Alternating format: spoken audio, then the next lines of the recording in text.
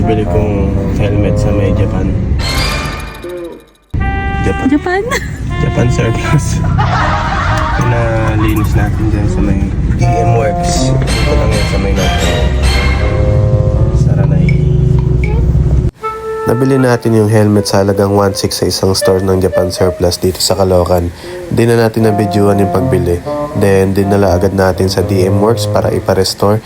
Ayan siya, dati puro gas-gas. Ang brand niya is OGK Kabuto Radic N. Ang in-avail natin na package is yung worth 300 pesos na may kasama ng helmet shampoo, disinfect interior, scratch removing, polish spray, helmet freshener, foam wash plus blow dry, and ceramic application.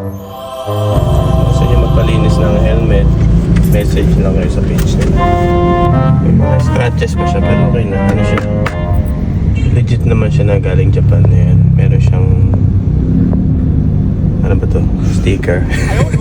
Brand niya Radic N. Hindi ko lang magkano to pero pwede na. Kasi classic yung motor natin. Tara na.